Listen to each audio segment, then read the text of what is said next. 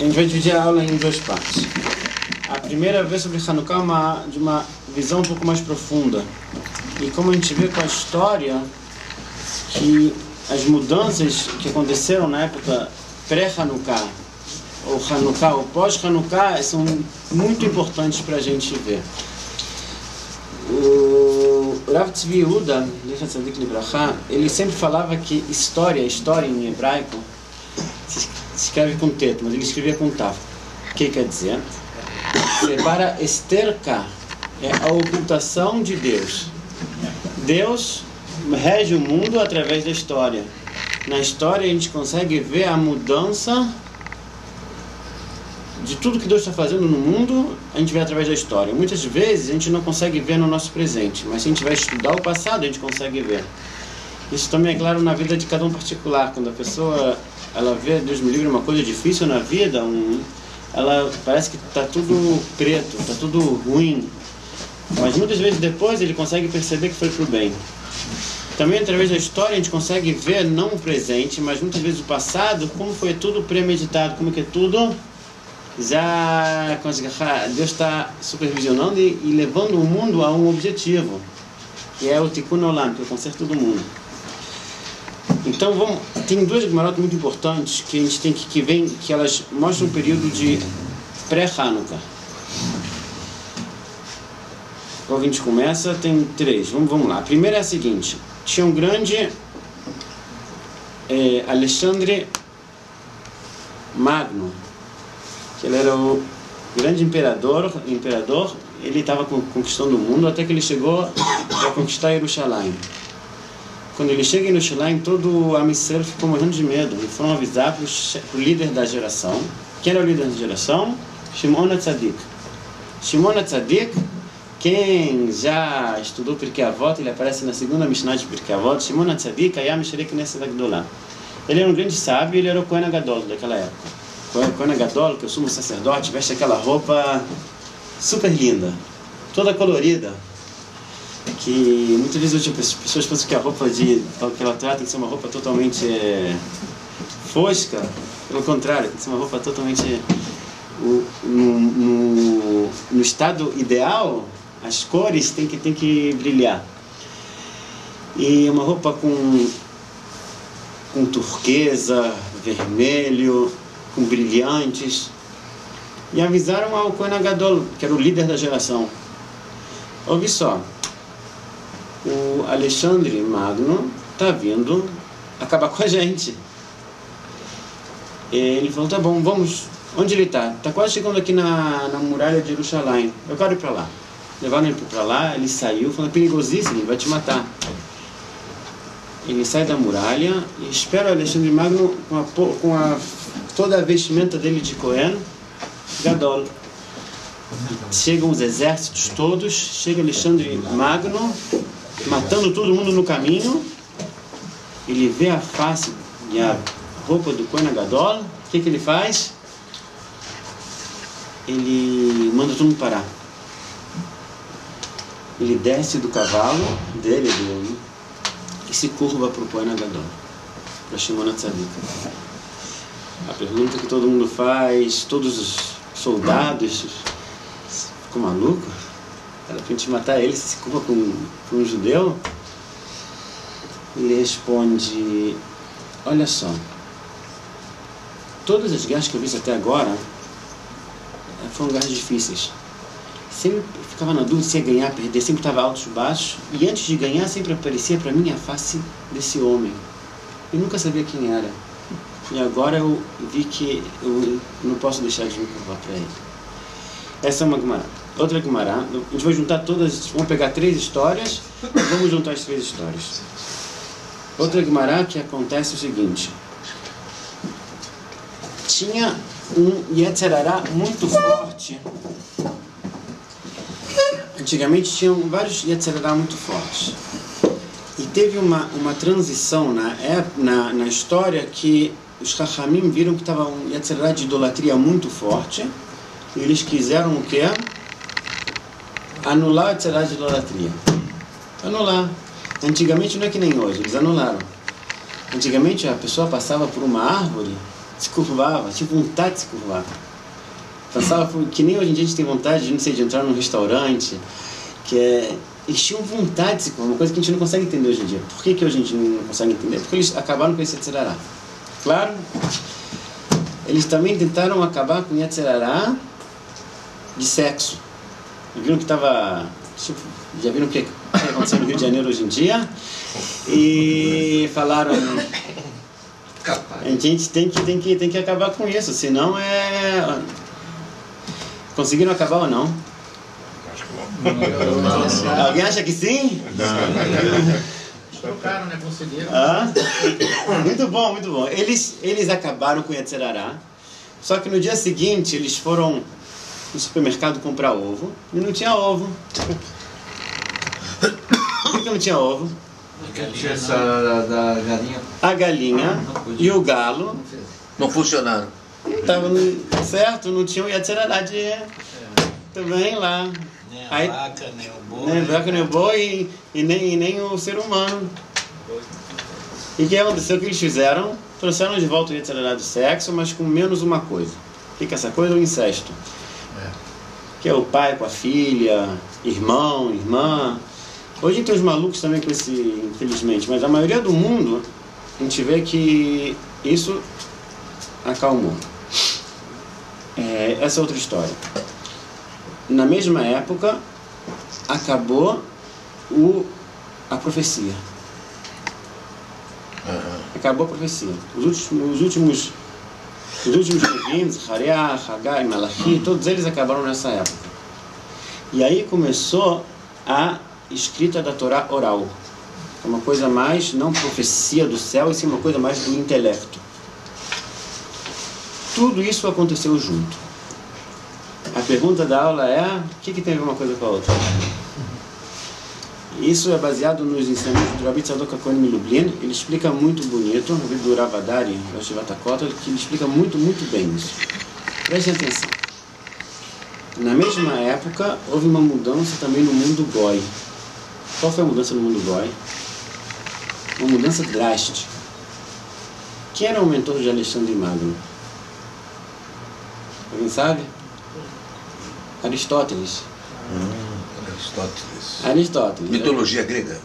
Exatamente. Foi a mudança da mitologia grega, que era acreditar em vários deuses, Vários deuses. e passou para quê? Para a filosofia. O que é filosofia? Deus não está nesse mundo. Foi uma mudança drástica. Foi na mesma época que eles acabaram com o Yetzirará, e na mesma época que parou a idolatria. O que uma coisa tem a ver com a outra e o que tem a ver com o Hanukkah? Para explicar isso, eu ouvi de um Rav Feynman uma coisa muito interessante. A realidade naquela época era totalmente diferente da nossa realidade. Sempre está escrito, toda pessoa que é maior que o outro, o Yetzirará dele é, quer dizer, maior, mais sadio que o outro, o Yetzirará dele é maior. Para ele ter Equilíbrio. não é equilíbrio, para ele ter a briga, senão ele vai, pô, já chegou o tzadik lá e o Yetzirará lá abaixo, pô, vai dar um chute nele e acabou. O Yetzirará sempre vai subindo com a pessoa. Não cresce, né? Hã? Não tiver desafio, ele não cresce. Exatamente. Você vai mandar um tzadik fazer, não sei, passar do lado do porcão com ele, mas nem vai olhar pro porcão, né? Ele não vai ter vontade, mas ele vai ter um Yetzirará muito mais forte, o Yetzirará dele vai subindo junto com ele. Se fosse deixar o Yetzirará lá embaixo, ele não ia ter o livre-arbítrio. Essa foi a introdução. Agora eu vou explicar a explicação, o que tem a ver tudo junto. Até então, a realidade era totalmente diferente. A realidade era outra. O espiritual, toda coisa material, ela tem uma força espiritual. Que força espiritual ela tem? Toda coisa material, Deus está dando vida para aquilo. Se aquela coisa para de ter vida, Deus para de falar, dar vida para aquilo, aquela coisa some. Deus criou o mundo com 10 ditos. Basará, Mamarot, Nivra, Olam, com 10 ditos. E seja luz, e seja tudo isso. Esses 10 ditos, ele está toda hora criando. Simbalatane atrás, em nome do Baal Shem Tov, e está toda hora sendo criado o mundo. Se Deus para de criar o mundo um instante, ele Então, até o mineral tem uma vida. Qual é a vida do mineral? É a palavra de Deus que está dando vida para aquilo. Se ele para, aquele negócio some. Diariamente ele está dando vida. Não diariamente, a cada instante. Cada instante. A cada instante. Leolam Hashem, Dvarcha Nitzav, Vashamayim.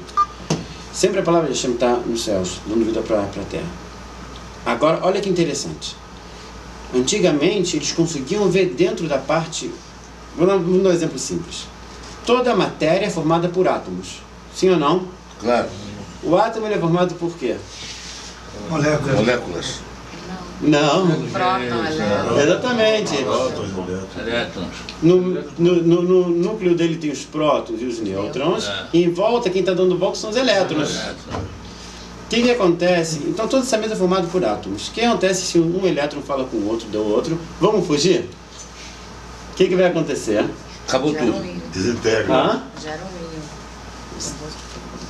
Fala. Gera um íon. Gera um íon, né? Um menos. Mas na verdade o negócio some. Sim ou não? A mesa vai se eles saem do núcleo, vai deixar de existir. O átomo deixa de existir. Sim ou não? Certo. Sim, né? E aí... Desintegra tudo. Exatamente. Pela Torá, o que segura os elétrons em volta dos nêutrons e dos prótons é a palavra de Hashem. Essa é a Mamarot, os 10 dias de Hashem. Que toda hora ele está dando vida para aquilo. Se um minuto isso vai se separar, como se fala em Yiddish, halas, acabou. Certo? Agora, olha que interessante. Antigamente, eles conseguiam ver em cada matéria a parte espiritual. Passavam na mesa, viam a palavra de Hashem dando vida para a mesa. Passavam por uma árvore e viam a palavra de Hashem dando vida para aquela árvore. E aí eles achavam que era Deus e tinham a vontade de se curvar. De outro lado, o que existia? A profecia. A revelação de Hashem estava tão grande que a profecia estava existindo no mundo. Era para ter a Yetzirará junto com o Yetziratov. O que aconteceu? O que Hashem fez? Vocês querem acabar com a idolatria? O mundo vai cair de nível. Porque se vai continuar da mesma maneira que está, o que vai acontecer? O que vai acontecer com o mundo? Vão continuar tendo... Vão pensar que aquilo é Deus ainda. Vão continuar. Então, a realidade mudou. Ficou como é hoje em dia. Que a gente não vê nada espiritual no mundo. Isso que foi acabar com a Yetzirará e a idolatria. O mundo desceu de nível. Da mesma maneira, acabou a profecia. Foi tudo junto. Entenderam a ligação? De acabar com a profecia e acabar com... Está claro ou não está claro? Senão eu volto. Não, peraí. O que tem a De novo. profecia com a idolatria? Não tem nada Porque a realidade... Não era idolatria, eles estavam homenageando a árvore, porque Então- viu que aquilo ia ser criado pelo Hashem. Não, eles viam a palavra de Hashem que estava dentro daquela árvore. Então, aí não era Eles viam... idolatria. Não, era idolatria. Lógico que era idolatria. Porque ele Não, estava homenageando a criação dele. Não, aí eles pensavam que aquilo era Deus. Que aquilo somente é uma criatura de Hashem. Tá bom. Isso que é um problema muito grande que as pessoas confundem. Então, enquanto estava naquele nível, todo o universo, todo mundo era diferente, a realidade era diferente. Eles conseguiam ver dentro da matéria espiritual, por isso eles tinham Yetzirará de se curvar, de ver, pensar que aquilo era Deus, porque eles viam coisas diferentes. Da mesma maneira, tinha a profecia, Deus estava muito mais revelado.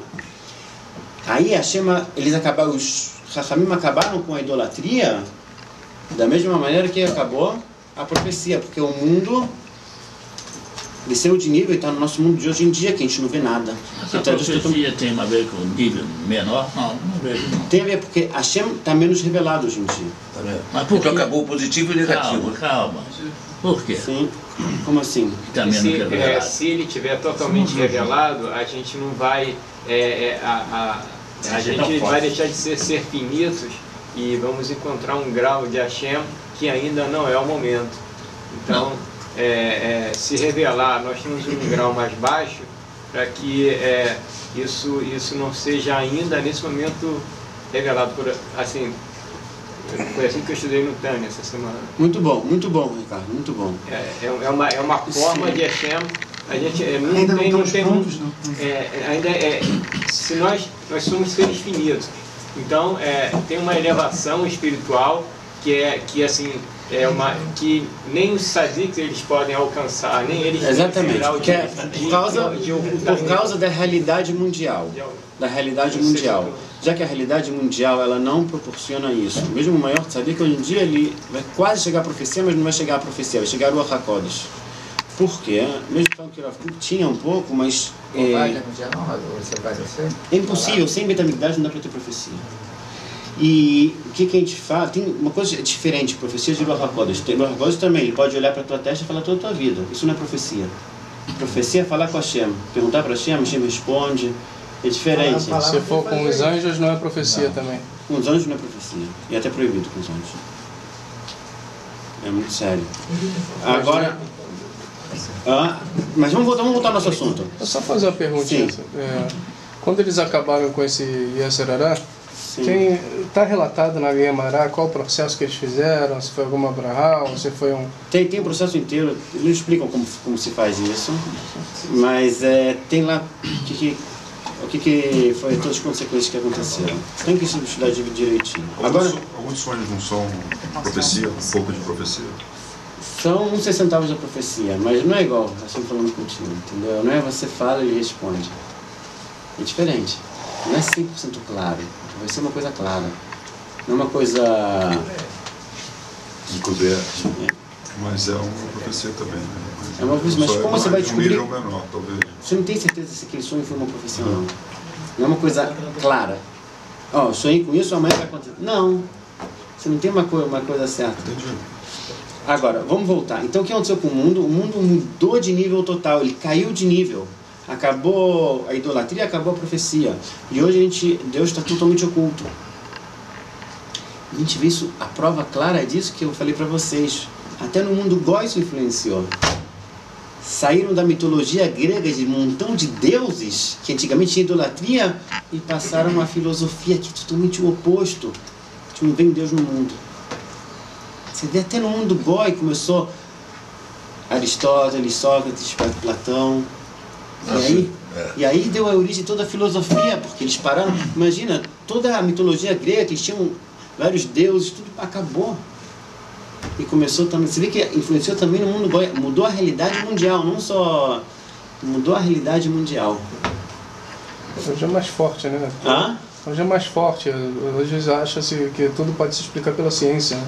Exatamente. A ciência toma o lugar da filosofia. Exatamente. Antigamente não tinha dúvida que existia Deus. A pergunta era que Deus via um Deus em tudo. Hoje em dia Deus está oculto. Mas também, olha que interessante, no mundo judaico, aí começou a ser escrito o quê? A Torá oral, a Mishnah. Começou a época dos Zugot, depois a Mishnah. O que é a Torá oral? A Torá oral também é um nível não tão... A Torá era para ser oral, não escrita. Escreveram a Torá oral, quer dizer que também desceu de nível. Porque tiveram que escrever a Torá oral, e aí começou a ser escrita a Mishnah. A Mishnah foi escrita no ano 200, foi terminada a ser escrita no ano 200 do ano comum. Mas tudo começou já centenas de anos antes, com os sábios que precederam os Tanaim, que eram os Zugot, as duplas. A gente vê isso claramente, aonde? No Pirkei Avot, sempre tem duplas falando. O que a gente vê daqui? Que tá tudo tá ligado. Tanto a mudança de idolatria, de idolatria e a profecia, a mudança da mitologia grega para a filosofia e o começo da escrita da Mishnah. Isso foi tudo a época também de Hanukkah, que os gregos eles queriam helenizar os judeus, queriam tirar a nossa ligação com Hashem. Eles falavam para a gente que a gente podia cumprir a Torá, entre aspas, mas não a Torá de Hashem. Até que eles viram que a gente só cumpria a Torá de Hashem, eles começaram a anular todos os mitzvot. E eles foram exatamente no Par Hashem. Assim, o Rebbe explica também que eles foram logo no azeite de oliva, porque que lá impurificaram, para falar que isso, logo isso acaba conhecendo a nossa ligação com Hashem, que essa é a pureza. Por isso, a época de Hanukkah é uma vitória muito grande nossa, para mostrar que mesmo dentro de toda essa galuta, mesmo dentro de toda essa ocultação de Hashem, a gente continua acreditando em Hashem e cumprindo as mitzvot, e toda a filosofia caiu tanto de nível hoje em dia, mesmo que estuda os filósofos, acabou. Hoje a maioria do mundo acredita em Hashem. A maioria do mundo não é filósofo, mesmo que... De outra maneira, né? De outras maneiras, mas a maioria do mundo acredita em Hashem. E os macabeus tiveram que lutar para poder conseguir a coisa. Sim, só mais duas coisas pequenas. Entenderam até aqui os pontos? São coisas que se ligam entre elas. Mais duas coisinhas. A primeira vez que foi... Uma pergunta para vocês. Qual foi a primeira vez que comemoraram o dia 25 de Kislev?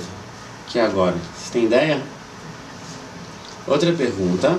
Olha que interessante. Quando Maimônides traz qual que é a maior alegria que a gente comemora em Hanukkah, ele fala o seguinte. Ele traz histórias de Hanukkah. E o que ele fala? Por que a gente comemora... Por que a gente comemora a Hanukkah? Ele fala, Vechazra Malchut le Israel. Yeter al 200 shanim ad Churban Hasheni. Ele falou, um dos motivos é que estava para acabar o reinado em Israel. Quer dizer, os gregos iam dominar a gente conseguiu ganhar deles, e não ficar sobre o quê? Sobre domínio grego. E a gente, o governo de quem que era, então, na verdade? Nosso. E esse governo não eram os maiores tzadikim, vamos dizer assim. Os Hashmonim eram tzadikim, mas depois não eram tzadikim, porque uma regra muito importante é que o rei tem que ser descendente de quem? Davi. De Davi da Meller. E, na verdade, os Hashmonaim, os Macabim, eles eram o quê? Kohanim. Cohen vem de Levi, não vem de Eudá. Vem de Levi. Cohen, ele vem de Levi, não de Eudá. Cohen vem de... E Davi vem de Eudá. Ah, Davi vem de Eudá. Davi vem de Eudá. Então, como eles podiam ser reis, mesmo que não era o ideal, mesmo assim, o Maimônides escreve que esse é um dos motivos que a gente comemora Hanukkah, que voltou o governo de Yehudim sobre Eretz Israel.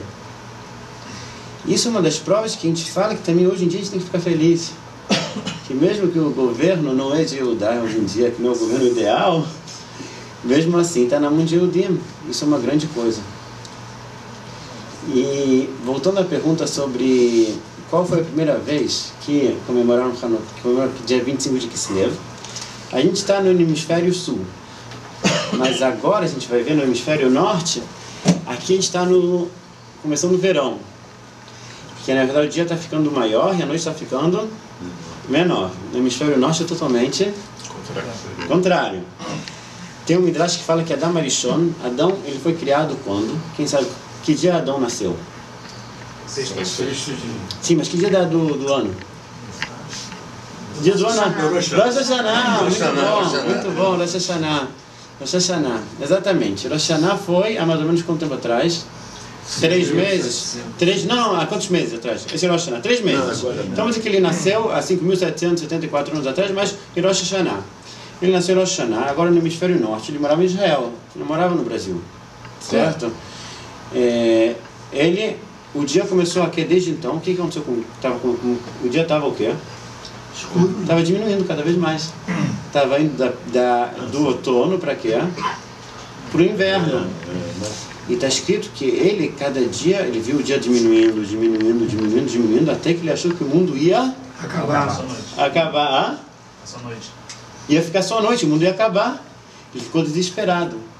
Até o Midrash fala que no dia 25 de Kislev é que de novo começou o dia a aumentar. Aí ele fez uma festa. Hanukkah. Você vê que tem a ver com a luz. Mas ele não sabia, né, do significado de Hanukkah ainda não. Ele não sabia do que é? Do significado de Hanukkah ainda, não tinha passado. Mas você vê que está tudo interligado. Você vê que está tudo ligado. É luz para lá e para cá. Não, você vê que nada é ao acaso. Toda a história ela está conectada. Essa energia de Hanukkah sempre existiu.